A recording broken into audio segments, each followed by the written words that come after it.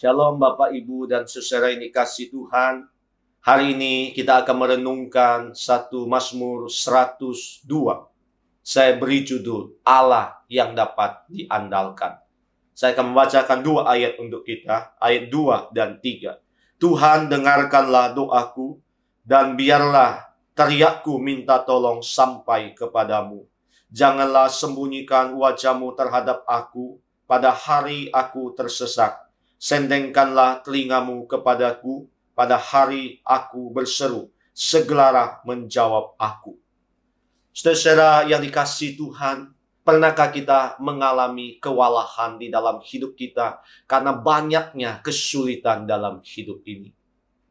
Setelah itu kita melihat bagaimana cara Tuhan, pertolongan Tuhan yang begitu ajaib, dan kita begitu kagum yang menyertai dan memampukan kita untuk melewati segala kesulitan yang kita hadapi. Kita juga bisa belajar dari seorang tokoh di Perjanjian Lama, Ayub. Dia juga mengalami kewalahan di dalam hidupnya. Dalam satu waktu anak-anaknya mati semua. Harta kekayaannya musnah. Sahabat-sahabatnya meninggalkan dia. Dan dia juga mengalami sakit di dalam hidupnya. Ayub mengalami beban pergumulan yang teramat berat. Tapi dia terus bertahan di hadapan Tuhan. Dia percaya bahwa Tuhan adalah andalan di dalam kehidupannya. Dan di akhir Ayub melihat dan begitu kagum dengan Allah yang dapat diandalkan.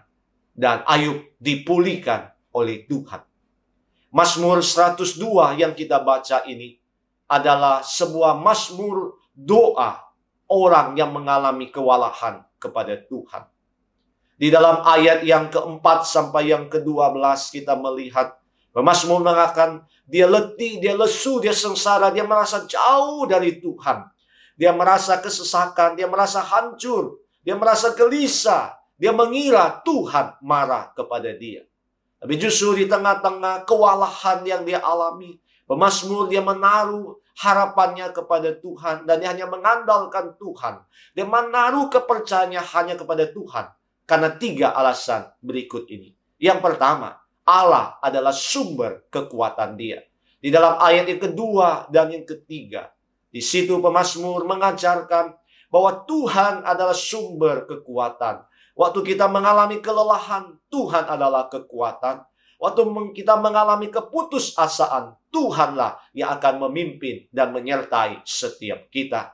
Waktu kita mengalami beban dan pergumulan teramat berat, Dialah sumber pertolongan bagi setiap kita. Hal yang kedua, Allah adalah Maha Kuasa. Di dalam ayat yang ke-13 sampai 23, di situ pemazmur juga mengingatkan kepada setiap kita bahwa Allah adalah Maha Kuasa. Dia yang menguasai alam semesta. Dia menciptakan alam semesta. Dia menciptakan setiap kita, Anda dan saya. Maka Tuhan pasti akan memimpin, memelihara, dan menuntun setiap kita.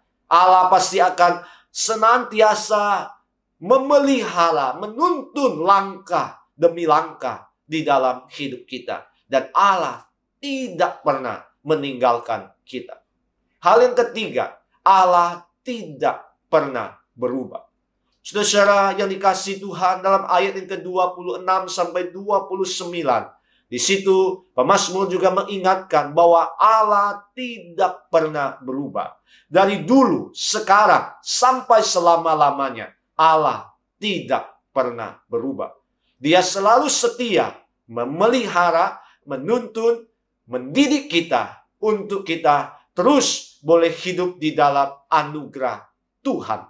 Dan Tuhan yang akan menyertai dan memimpin setiap kita. Saudara, hari ini dunia, bangsa, provinsi, kota kita mengalami banyak beban pergumulan. Karena penyakit, karena resesi ekonomi, karena juga keterpurukan ekonomi dan banyak hal yang lain. Marilah kita hanya mengandalkan Tuhan. Dialah sumber kekuatan bagi setiap kita. Dialah Allah yang maha kuasa, yang senantiasa memelihara, menuntun kita. Dan Dia adalah Allah yang tidak pernah berubah. Dari dulu, sekarang, sampai selama-lamanya. Biarlah kita terus mau datang kepada Tuhan. Dan Dialah Allah yang senantiasa andalan kita. Dari saat ini sampai selama-lamanya. Amin. Tuhan memberkati. Dalam lebar sungguh tak terduga, meski aku mendukakan dikau, oh cinta